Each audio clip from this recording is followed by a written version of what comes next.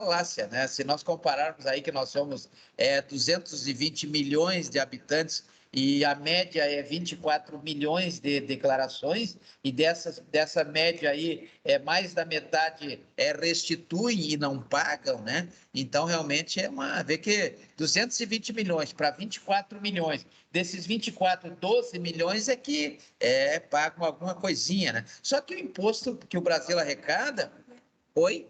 O senhor paga muito? Eu pago muito, todo ano, né? Mas a questão toda é essa, a questão é que o imposto que nós pagamos não é esse. O imposto que o Estado sobrevive não é esse.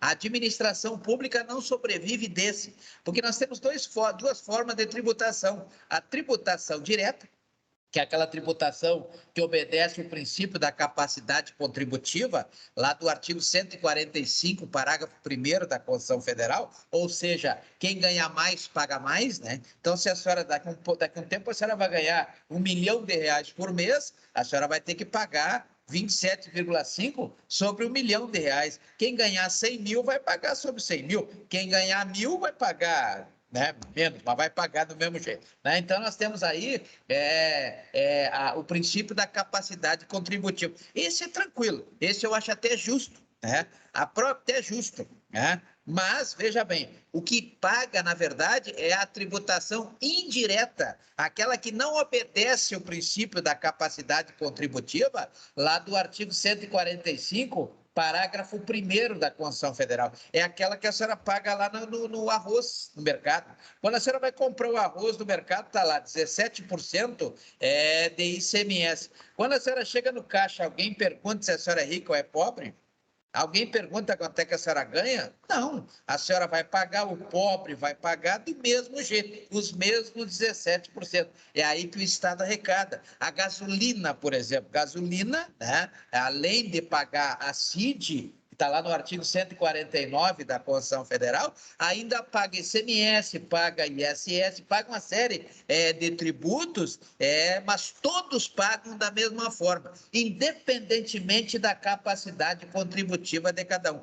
Esse tributo, e tributo está lá no artigo 3º da Lei 5.172 de 66, e tributo, na verdade, é a arrecadação que o Estado tem, né? Então, nós temos a Lei Orçamentária do Brasil, que é a Lei 4.320 de 64, lá no artigo 2º, diz que a administração pública, ela arrecada ou com receita tributária ou com receita não tributária. Por exemplo, uma multa, né? Uma multa, digamos assim, uma multa ambiental do decreto 6.514 de 98, por exemplo. É um dinheiro que vai entrar, né, para o cofre público.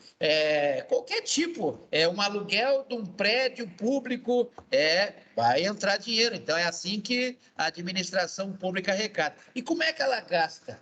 Logicamente que ela gasta obedecendo também o orçamento, né? Lá no artigo 165 da Constituição Federal, também está no artigo 150 da Constituição do Estado do Acre, está lá no artigo 77, parágrafo 5º da Lei Orgânica do município de Rio Branco. Nós temos o plano plurianual, temos a lei de diretrizes orçamentárias e temos aquelas 3 leis orçamentárias: a lei de orçamento fiscal, a lei de orçamento de investimento e a lei de orçamento da contribuição social. E é assim que o Estado gasta o nosso dinheiro, né? Então, aí é que entra a competência, chamada eficiência, né? Eficiência que é até importante, nós já vimos lá atrás, né? Que a eficiência ela está positivada somente no artigo 37, caput da Constituição Federal, o artigo 27, caput da Constituição do Estado do Acre e o artigo 12, caput da Lei Orgânica do município de Rio Branco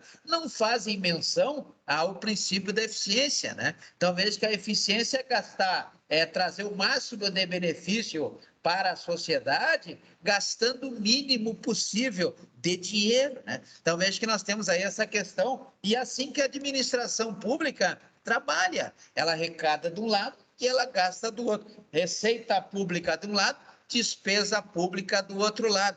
E é importante que os senhores comecem a prestar atenção nisso, porque isso não caía na OAB, agora vai cair, né? Vai cair na prova da OAB. É interessante que nós tenhamos aí essa configuração que é estudada pelo direito financeiro. Então, o direito financeiro é que estuda essa questão aí da despesa pública, como é que acontece, né? Mas veja bem, nós temos, então, todos os direitos. Os direitos, eles são naturais, né? Nós temos direitos naturais à vida, direito natural à locomoção, né? Como eu estava falando, a Lei 12.587, 2012, ela vai ter que ser observada aqui no Acre, né? Vão ter que fazer viadutos, né? Já teve um projeto meu uma vez aí para fazer um viaduto, né? Só que não passou na Câmara, porque a ideia era fazer 2 viadutos aqui em Rio Branco, né? Para que é necessário que se faça, porque não pela questão do trânsito, não pela questão de que as pessoas estão chegando atrasadas, não pela questão de que as pessoas não estão conseguindo chegar nos horários, mas pela doença, pela saúde, pelo que prevê o artigo 196 da Constituição Federal, observado o direito social lá do artigo 6º da Constituição Federal. As pessoas adoecem, né? As pessoas adoecem por quê?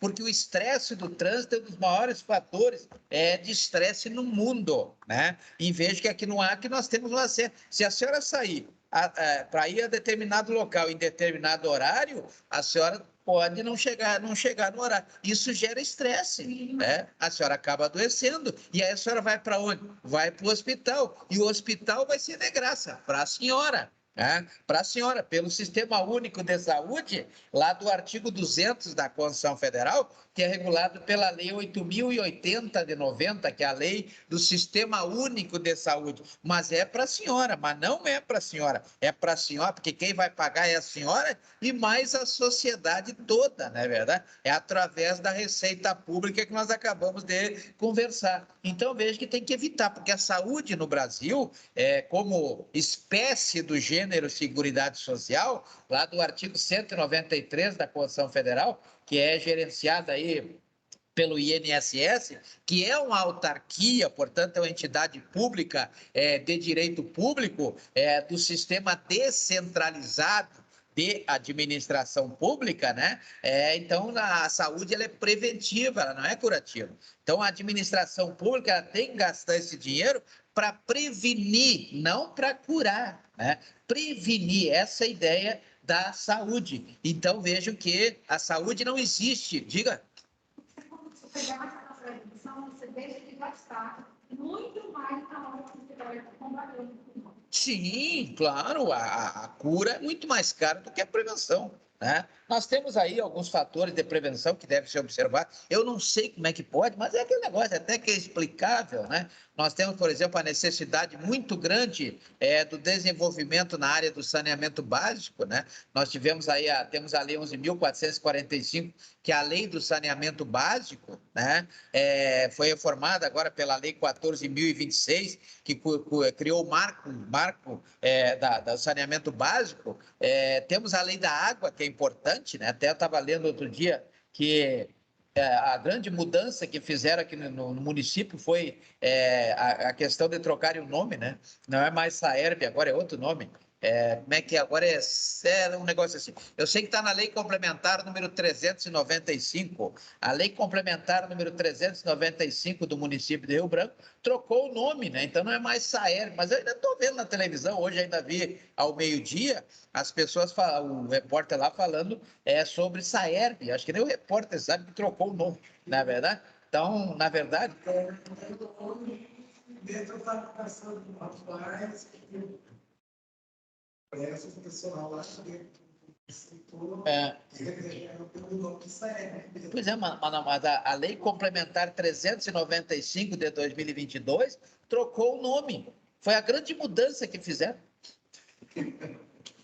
Claro, e isso aí, logicamente, existe uma política a ser seguida, que é a política da Lei 9.433 de 97. Essa lei é a política que traz a política dos mananciais, a política do tratamento de água, exatamente para evitar que a doença chegue nas pessoas, né? Assim como temos também a política do lixo, né? A política reversa da Lei 12.305 de 2010, é a política do lixo, né? Então temos aí também essa questão que temos que desenvolver aqui no estado do Acre. Aliás, o Acre tem que começar de novo, né?